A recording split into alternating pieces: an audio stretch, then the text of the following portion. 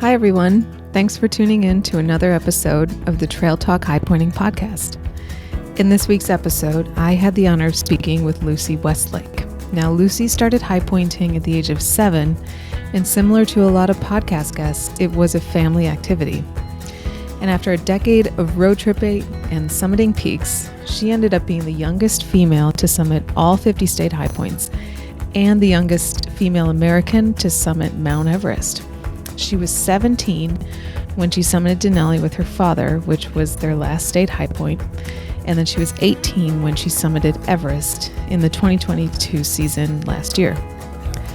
Lucy actually just returned from Pakistan on a K2 expedition, which you'll hear about in this episode, and we were lucky to find some time between that and her return to college at the University of Southern California, where she's actually a cross-country and track and field runner. So, if you'd like to follow Lucy on social media, I'll put her information in the podcast and YouTube show notes.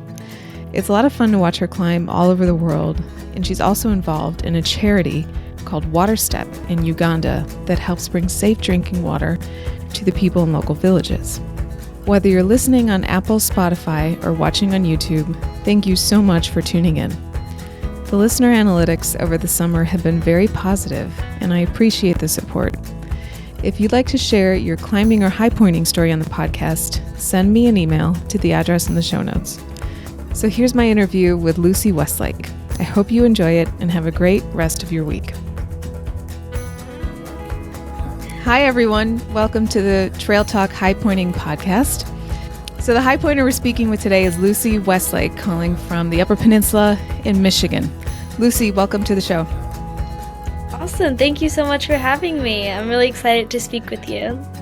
Yeah, this is going to be fun. So for the listeners who don't know, Lucy was featured on this quarter's Apex to Zenith magazine.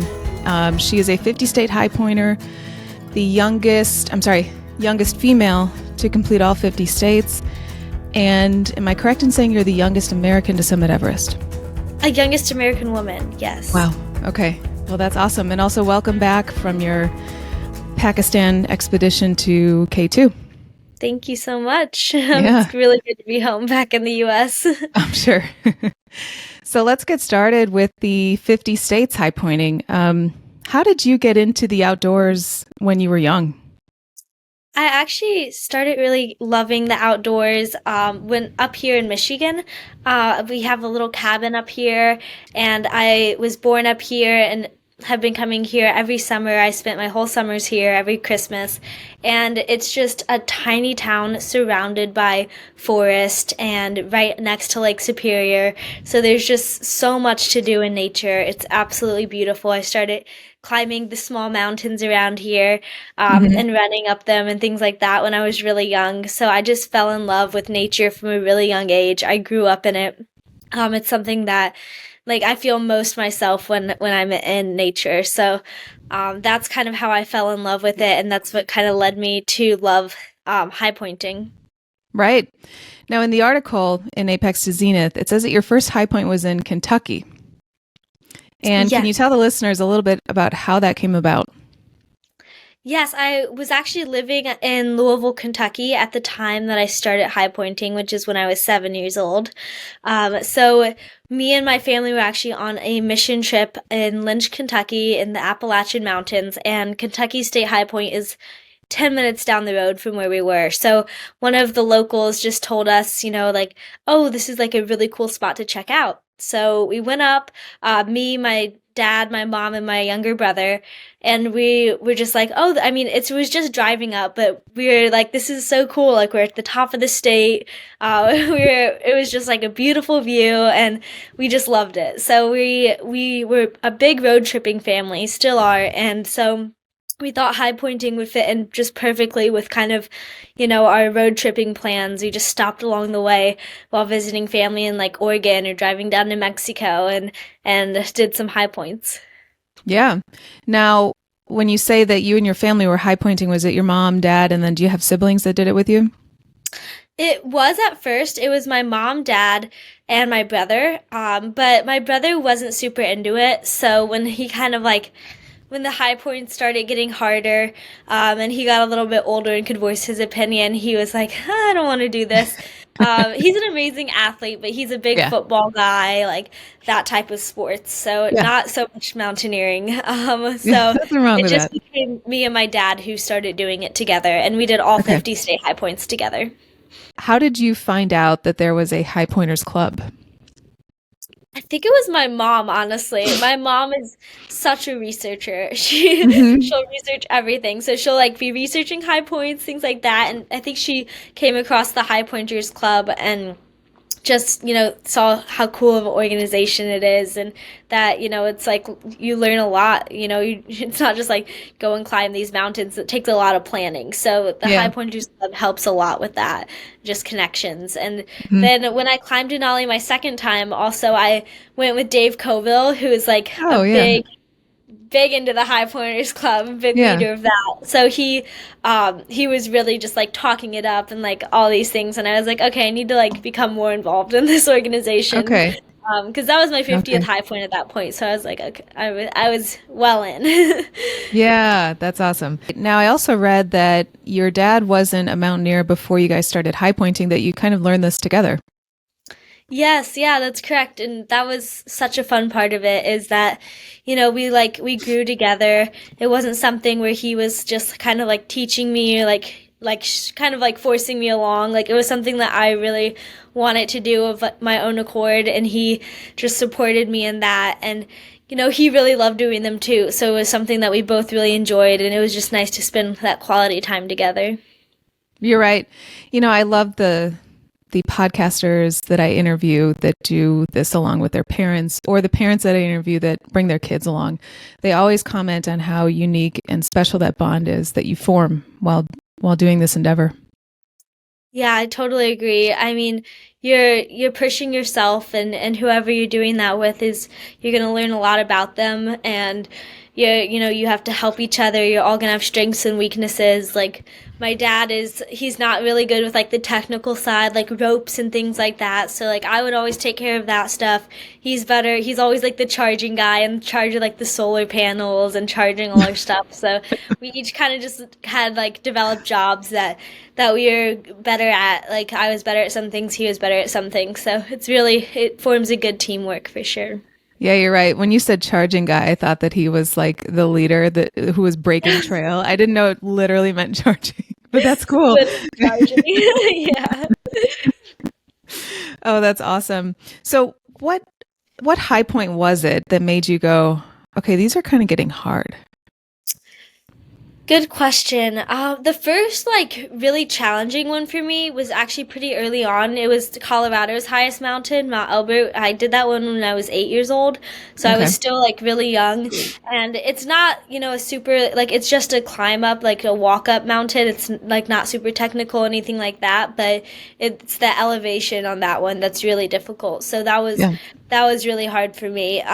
But then the first mountain that I really like learned all of these skills, like how to use an ice axe, how to use crampons, like where it really got kind of like real mountaineering. And I decided afterwards that I like wanted to do all 50 state high points before. It was Mount Rainier, it was the mountain. Yeah. But before Mount Rainier, I was like, I'll like I was just kind of doing them for fun. Like it wasn't like, oh, I want to do all 50 type of like challenge or anything. It was just kind of, as a family thing. But after that, I was really became serious about it and was like, I want to do all 50. So Mount Rainier was kind of that switching point. I did it when I was 11 years old. So it was definitely like a big challenge, especially for an 11-year-old to really like, have the capacity to like learn all of that, like how to Yeah. use ropes and walk on a rope team, like you're not just responsible for yourself anymore. You're responsible for everyone on your rope team.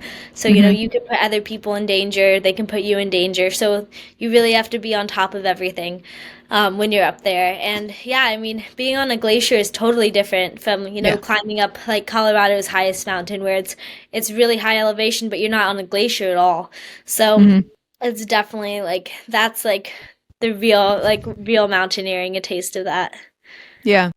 Now, when you go up Rainier with a guide, I know that you have to fill out an application where you write down your general information. And when these guiding companies saw your age, what was the reaction? Was there an age minimum on some of these mountains? That was definitely a challenging part of a lot of high points, like well, the guided ones. You know, when you're Mm-hmm. not guided, you don't really have to worry too much. But on Mount Rainier, it was a challenge. It was a my parents definitely had to really fight for me to be like, she can do this. She's strong enough. Like, give her a chance. Yeah. And that was, especially on Denali, was really difficult to get. I was 13 when I first went to Denali, and it was my last high point. So Mm-hmm.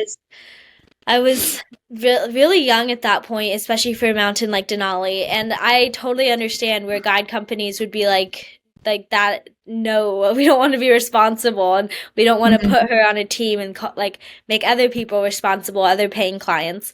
So that was one that was really difficult. I had to go to Kilimanjaro first to prove that my body could handle altitude, and then Okay. after that they finally considered me. But then, even then, we had to make our own group. Like, we just had to find people that were willing to climb with us. So it was really difficult, and at that age my parents were doing a lot of the logistical work. So it was a big push for them as well. So I really have to thank them for kind of standing up for me when I was younger. For sure. How old were you when you did Denali? I was 13, but Mm-hmm. unfortunately we didn't reach the top. We made it to high camp, and then there was an accident on the mountain, not in our group, but our guides had to go up on a rescue mission. And then a storm came in the next day, so we were forced to go back down and didn't get to attempt the summit. But I went back when I was 17. Took a few years, just I entered high school, and that's a busy time in life. Yeah. So took a few years to get back, but then I went again when I was 17 and summited then. Wow. So then was it after Rainier that you decided, I want to do all 50? And was it also at that time that you decided, I want to be the youngest female to complete? Or when did that goal come to mind?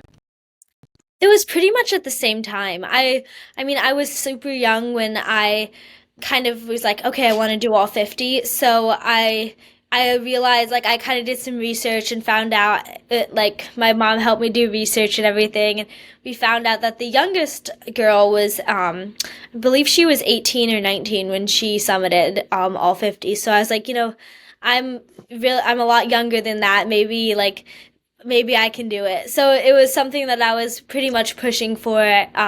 As soon as I was like, I think I can do all 50. I want to try that. Wow.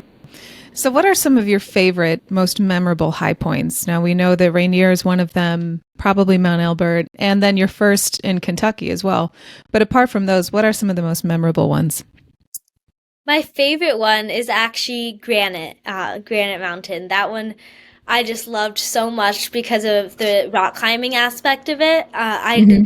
never done outdoor rock climbing before, and that one isn't, super challenging rock climbing. Luckily, it's not something like you really have to train for, have to have a lot of experience in.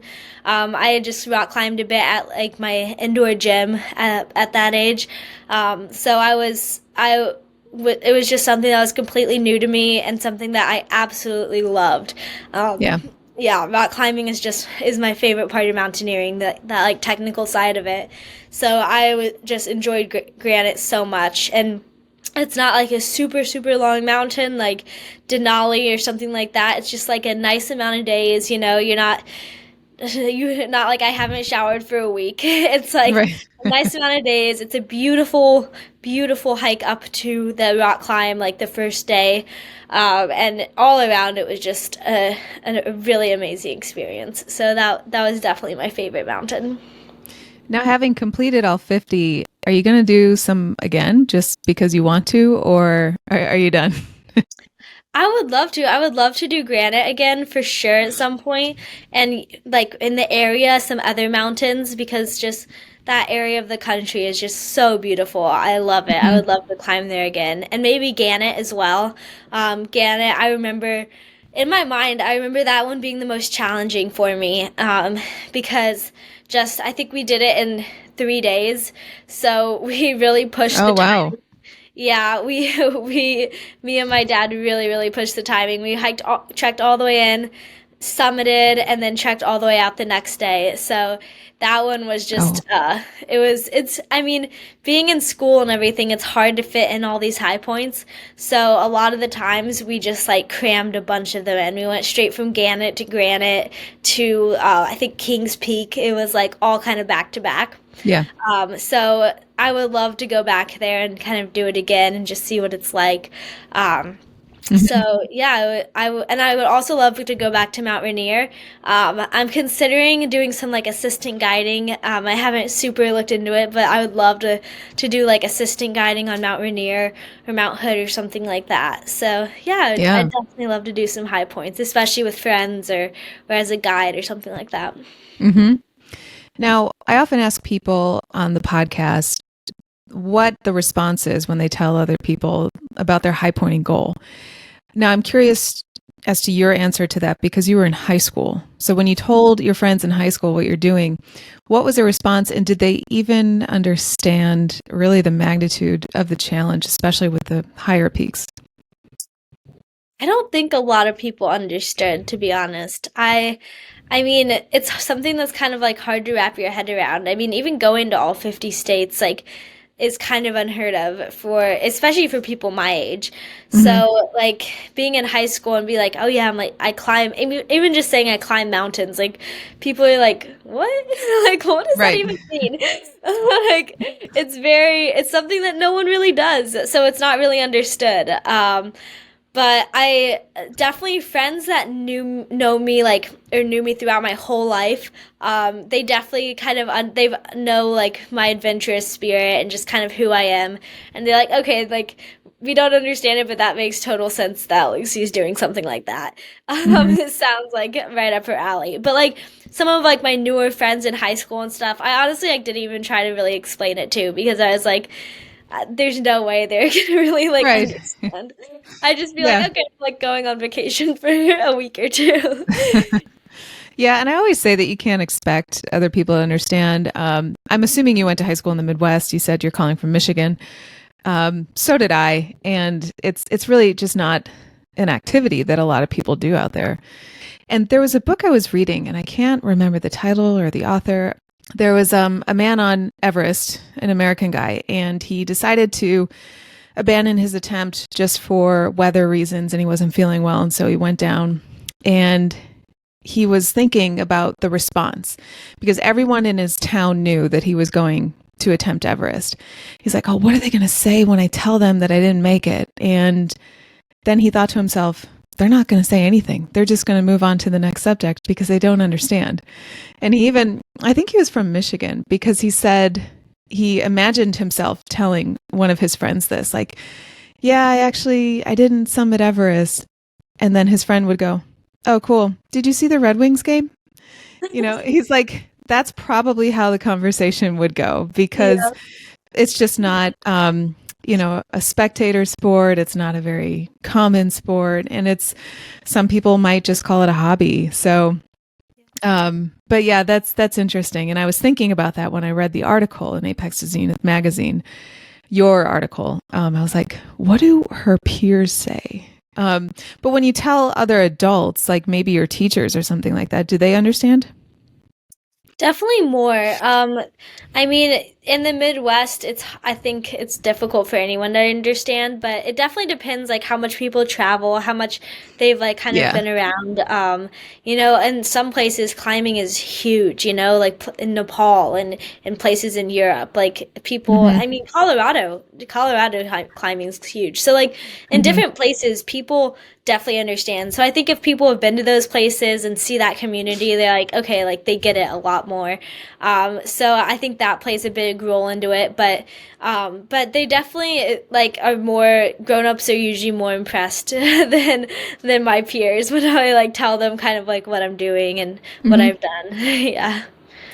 So you said that you did a lot of these while you were in high school, some of the more challenging ones. Did you notice a change in your character, your development in this time in high school that was a result of accomplishing these high pointing goals? Definitely.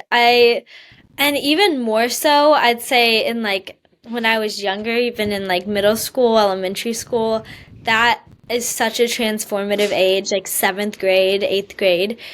So when I went to like Denali the first time, when I went to Rainier, like those mountains definitely changed me a lot. And I Hmm. just discovered more about like who I am, and what I love to do. Like I love to push my limits and see like test my boundaries, kind of see where those are and then try to push past them. Like that's my Hmm. favorite thing to do. And in nature, like I can just kind of escape, get away from like from the world and just kind of be, whatever, whoever I want to be and whatever I am. So, it's really nice to get away. And it definitely, like every mountain teaches me so much. This past mountain K2, oh my gosh, like has taught me an incredible amount just Yeah. about like my limits as a climber, like who I am, how I compare to other climbers, and then just kind of about like the ethics of climbing because there's a lot of, drama around K2 this year about a man that died and people walking past and things like that. So it was just like you have to figure out where your lines are when you're climbing, and those have to be really, really firmly established so that you can make those decisions in an instant. So it's Hmm. definitely something that's really difficult, but I'm learning more and more as I'm in these mountains. So I definitely learned a lot this year and throughout my time high pointing and climbing in different countries. Now, when you were first on Denali, when you were 13, and there was a rescue mission, did you witness any deaths on the mountain at that time, or was it just your guides who went out to rescue? It was just the guides that went out to rescue. So we weren't a part of the rescue mission as clients. And the man unfortunately did die, but I didn't see his body or anything. There was a helicopter that came and picked him up. So I did kind of like witness that, kind of knew what was going on, Hmm. but no, I didn't witness anything. Hmm. The Everest was the first time I actually saw a dead body while climbing. Okay. Now, when did you start getting into international high points? Now, we know that you had to do Kilimanjaro to prove yourself worthy of climbing Denali.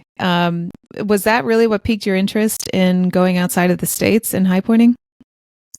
Yes, that was an amazing experience just traveling outside of the country. I mean, I had been to Mexico and Canada, but that was like really the first time I went across seas and saw like a completely different culture. And Yeah. I spent a lot of time there. I have a pen pal there, and I did some like mission work over there as well when I went over. So it was just an amazing experience, and I was just in awe of like how climbing could bring me to such incredible places, and I like somewhere I'd never thought I'd be in my life. So climbing Kilimanjaro was amazing, and then after Denali, kind of in between when I was 13 and did it the first time, and then 17 and went back and summited. Summited my first time, but went back my second time. In between there, I started doing other of the seven summits because Okay. I'd already done two. I was like, oh, might as well do some more. Yeah. So I went and did Mount Elbrus. I went to Aconcagua and unfortunately didn't summit because I got really bad altitude sickness. We tried to Okay. do it in like a week, which was not a good decision. It was difficult to get the permits to get on because of my age, so we had to like hire a lawyer. We were just there for so much more Wow. time than we expected, and anyway, so didn't summit that one. So, but I like went to those two different mountains in between there, so it was really cool to kind of just get out of the country. And then after Denali, I got to go back to Aconcagua and summit that one. And then after that, I went to Everest and now K2. So now I've kind of focused more on international climbing, Yeah. which has been amazing. And I think I'm not sure if I want to kind of get back to the local climbing again, especially like rock climbing. I think I want to do some more of that, but it's so amazing to just see different parts of the world and climb in different countries. Yeah. So, can you talk about your Everest expedition? What year was that? That was in 2022. So I Oh, summited okay. when I was 18, a little bit over a year ago. Okay. Wow. Were you the youngest person on the mountain that year? That's a good question. I don't know of anyone younger than me, but base camp is so big Yeah. and the season is pretty long. I was in the first summit window. I went very early in the season, so there could have definitely been people younger later in the season, or even on the mountain at the same time that I just didn't really run into. Hmm. But that I know of, I was the youngest. Okay. And then was it a challenge to get you onto a guided expedition now that you were 18, or were you good? On Everest, it wasn't too much of a challenge because I had, other mountains on my resume like Denali, Aconcagua, those mountains. It was pretty easy to get onto Everest because that's a pretty like a solid path up to Yeah. Everest is doing those mountains. So no, it wasn't difficult. And in Nepal also, restrictions are a little bit more lenient than some of like the U.S. guiding companies and things like that. So it was not a problem. Yeah. What is the age minimum on Everest right now? I actually heard that there is an age minimum. I think they put it in place right after I actually climbed.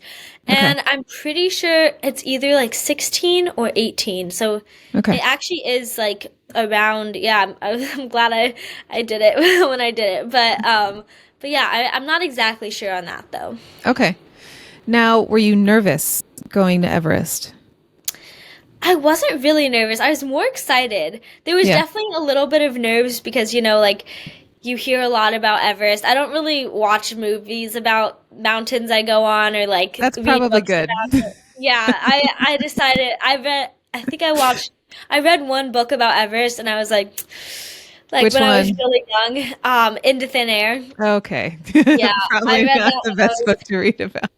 no, it wasn't. And I was like, I don't I don't want to be reading these books anymore. I'd rather just experience it myself. Yeah. I mean, Decide for myself. those events happened. It's Mhm. true. That can happen. But I think it's better that you stayed away from those disaster stories.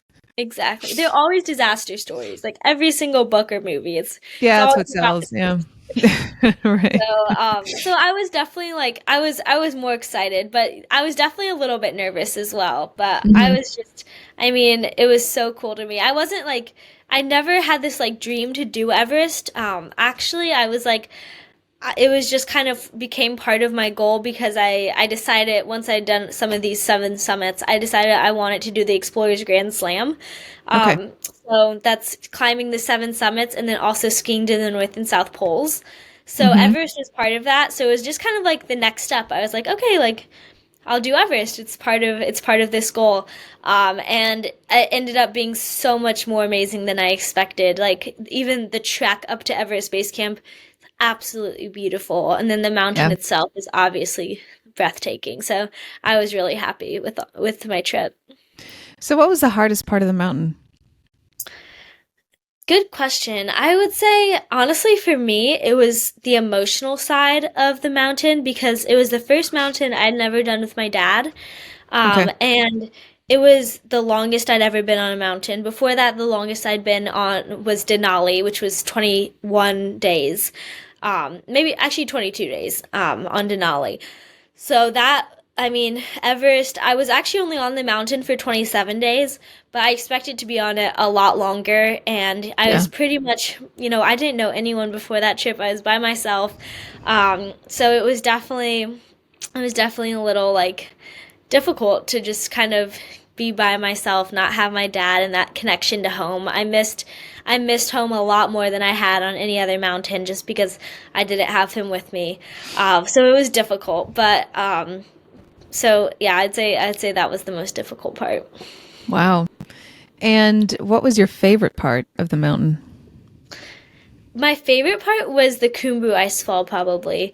I wasn't I expecting that. Okay. Yeah, I really like the technical side of it, like the That's climbing right. part. Okay.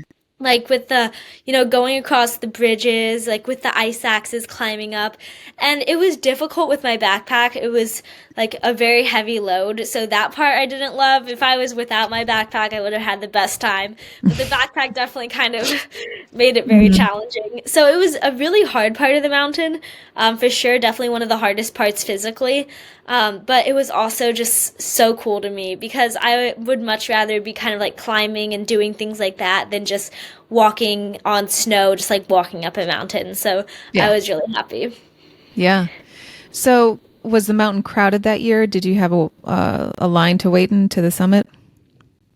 It was pretty crowded, for sure. And it's because I went in the first summit window, a lot of people try to do that. So it was crowded. It was definitely crowded for me. But I actually wasn't in a line at the summit. At the summit, it was pretty clear. There was maybe like 15 other people at the summit, but it wasn't too bad. I didn't have to wait at all. I just walked right up to the summit. So that part wasn't bad. It was actually the line was earlier that day. When we first left camp, we got into a line pretty fast, but luckily we were able to pass a lot of people, so that's why by the time we got to the summit, it was pretty clear. So Wow. it was a really cool experience at the summit, just not, not having to wait in that line or anything. That would have been Yeah, very cold, kind of rough. sure. So how was the altitude? Did you handle that well? Yes, I did. I really didn't experience any altitude sickness or anything like that. Maybe, mild headaches, things like that, but just the normal things. And I used oxygen starting right below Camp 3. So Hmm. that was my first experience using oxygen, so that was a little bit of a learning curve for sure. I didn't really love the mask at first. I was like, I can breathe so much better without it. Like, do I have to wear it? Oh, okay. But because it's kind of like, you're breathing like the same air, it gets kind of moist in the mask, and it's a Sure. little bit annoying. It's kind of sometimes hard to see. But, with the oxygen, it really made it a lot easier. I didn't really experience the cold as much because oxygen makes you warmer, so that helped me a lot there too. Right. So yeah, all in all, the altitude really was smooth for me. Wow. Now, you mentioned earlier that you did pass a body along the way. Was that from the season you were on or from a past season? It was from the season prior to mine. Okay. So, yeah, luckily when I was up there, no one died. I think actually two people died in the Kumbu ice fall, but there was, I mean, you don't really see the bodies in Kumbu. Sure. There new routes happen all the time. So when I was up there, it was a body from the previous year, but that was definitely. It was kind of crazy. It just looked like someone was sitting down because you're in all the gear, the down suit, everything, and the cold preserves bodies pretty well. So it was kind of creepy. It was just like someone was like sitting there, and I just thought someone was like sitting down like to rest or something. And then my Sherpa Mingma told me that that was a dead body from the previous year. So I was like, oh wow. So Oh, yeah. wow. So now you've read Into Thin Air. You have been on Everest into thin air, so to speak. Can you understand now some of the problems that occurred up there in terms of ethical dilemmas, confusion, maybe not remembering quite clearly what happened, why it happened, things like that? Yes, definitely. On the, at high altitude, it is sometimes really confusing. I mean, the altitude is one issue that kind of, can cloud people's judgments. And then you're just getting so much information, like from people at base camp. There's people telling you weather reports, telling you, what's happening with other teams. And sometimes the information you get is different from the information you see, and it can just be like it can be very confusing for sure. Hmm. And then it's also like, difficult within yourself. You have to know, where your own limits are, where the limits are of other people. And then, there's that line of like, who's responsible for who up there? I mean, you have to be responsible for yourself and your own safety. But then if you see other people, you should try, I mean, should you try to be responsible for their safety? All these different things. So I think that you really have to know what you're getting yourself into when you go to these high altitudes. It's just something that you should be aware. I mean, you don't have to read all the books and things like that. Like sometimes they're a little they're freaky, but you got to know like the risks, Yeah. and that these things do happen. And sometimes to do what you love, it takes some risk, and you have to decide if that's something you're willing to do. And at this season on K2 really kind of highlighted, for me especially, just kind of the ethical dilemmas that can go on up there, especially with around summit fever. Like, everyone's put a lot of time, effort, money Mhm. towards this goal of summiting. And obviously that's a big part. And some people, like, the only reason they climb is really to get to the summit. So it's like a complete failure for them if they don't. So it's definitely, people push hard to get to the summit themselves, and sometimes even, at the cost of other people. Yeah. But I mean, and then there's also just sometimes nothing you can do. So it's definitely a dilemma of like, you know, what can you do? What should you do? Things like that. Everyone has, like different lines of what they're comfortable with. So it's very difficult. And whatever decision you make, you have to live with it for the rest of your life. So Right. yeah, it's hard. Now, can you talk about K2? What made you want to do K2? I actually did it because kind of the Explorers Grand Slam. I have 3 expeditions left. One to the North Pole, one to Karsten's Pyramid, which is the tallest in Oceania, and one that you do 2 in 1. You go to Antarctica and do Mount Vincent, which is the tallest mountain in Antarctica, and then also ski the South Pole. Hmm. So those all are kind of on hold right now. 2 of those are closed, the North Pole and Karsten's Pyramid, due to different like conflicts, like wars going on. Hmm. So and the South Pole is just so expensive. I need to raise a lot of money, get some sponsors to do that one. So all of those are kind of on hold. So I love climbing. It's hard for me to be away from the mountains for a long time. So Hmm. I was like, okay, I'm going to come up with a new challenge to do, something to push myself and to just become, a better mountaineer. So I came up with K2 because even though it's not as high as Everest, it's much more challenging. It's more technical, more dangerous with avalanche danger, more remote. So that's kind of why I went there. I just kind Okay. of felt called to K2. So that's why I went this year. Can you talk about some of the challenges that you faced on K2 this season? Yes, there was a lot. It was a difficult season for K2, for Hmm. sure. At first, the weather was just very bad, and the fixing team didn't have a chance to get up to the summit. So it was very late in the season. I mean, there was the fixing team went, and we literally went the day after, and we actually caught up to the fixing team at one point. Wow. So we caught up to them actually at 2 points.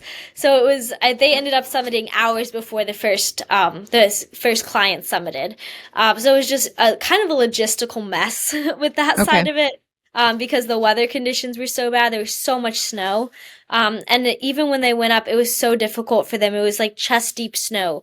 The Wow. From Camp 3 onward. So it was really difficult for them. And then that amount of snow also causes more avalanche danger. So Sure. I was in 3 avalanches. I luckily was able to run away and get out of 2 of them, and to the side. But then that third one just hit us, like there's nowhere to run. But luckily we didn't get buried by it, only up to like mid thigh. But Wow. that was actually the avalanche. After that one, I decided to turn around, that it Yeah. was too dangerous. So that How there high were was you on that avalanche? I was a little bit over 26,000 feet. Oh, Yeah. okay. Hmm. Wow. That is scary. Yeah, it S- was. So, how do you train for these bigger peaks when, the tallest mountain in the lower 48 is just, 14.5? What do you do here to prepare for those mountains over there? Yeah, that part, I actually don't really climb mountains to train for mountaineering because, I mean, even though, yeah, the highest mountain in the lower 48 is 14,000, but I don't even live anywhere near You're to right. that. So I lived in Louisville, Kentucky, then Chicago, Hmm. and now I live in LA. So there's more mountains around, but being in college and being an athlete in college, it's very hard to actually Yeah. get out to them. So I actually use my running as training. I've Hmm. been a runner since I was 6 years old, so even longer than I've been a climber. And I actually run in college now, so it's just great endurance training, great fitness. And then we also weight lift 3 times a week. So, and I do yoga and swim a bit as well.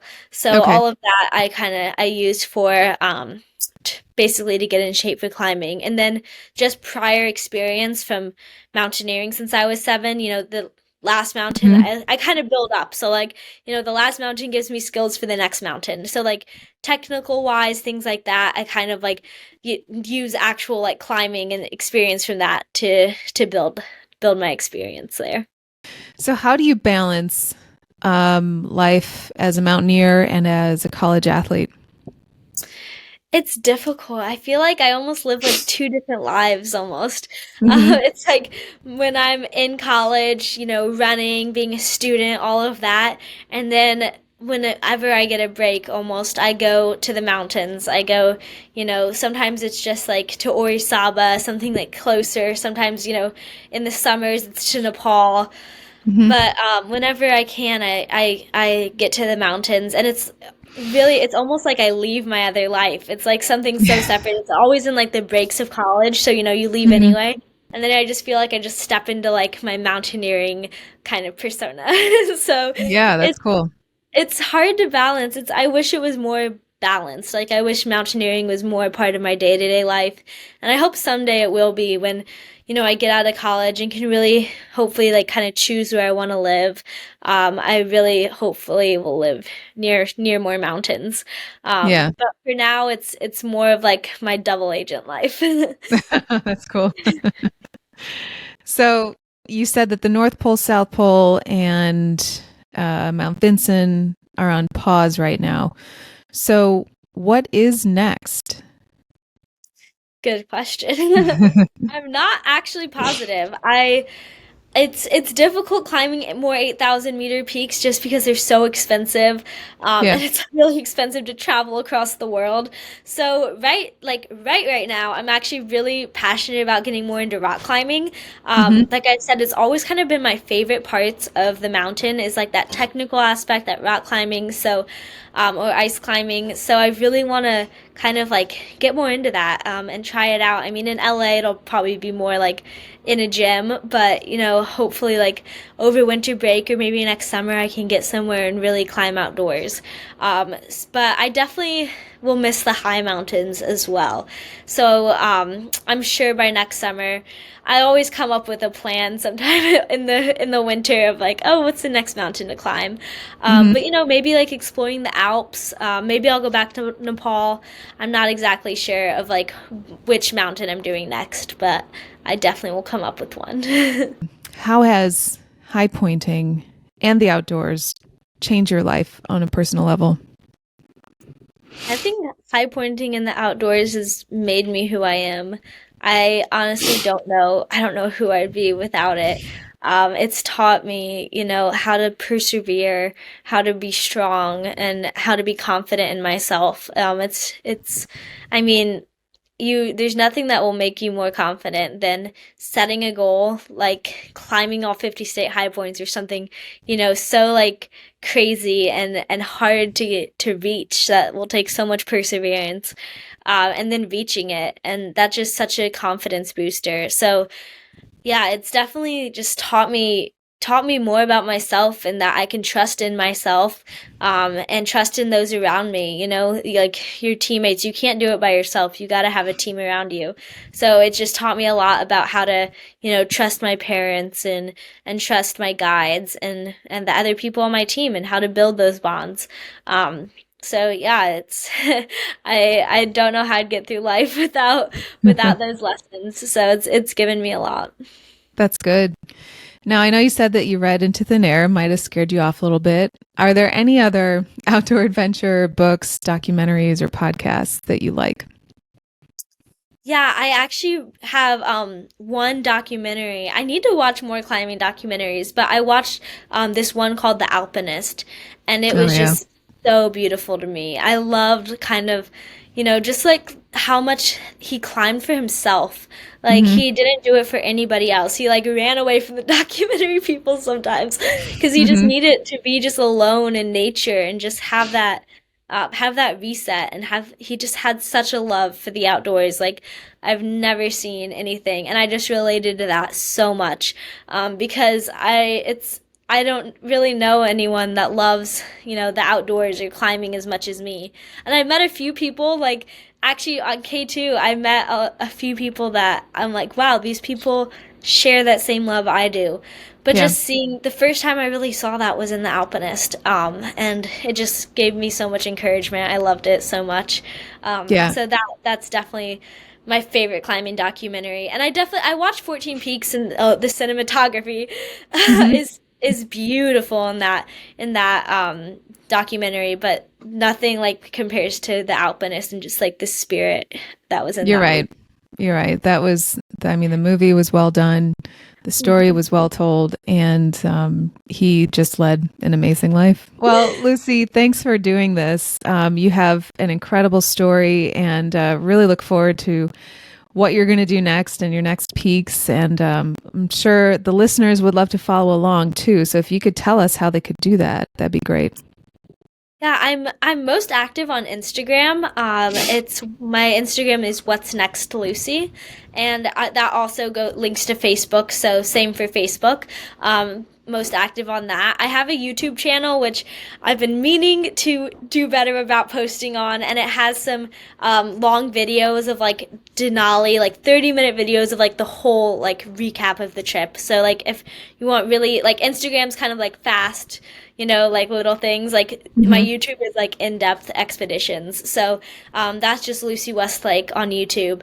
And if you want to go to a website, I have a website called Lucy Climbs, which has all my, social media links, all of like my expeditions, what I'm doing, and then links to like my charity and things like that. So if you want to know basically anything about me, go to lucyclimbs.com. That's perfect. Well, thanks for being here and congratulations on everything that you've accomplished. Thank you so much. It was really cool talking to you.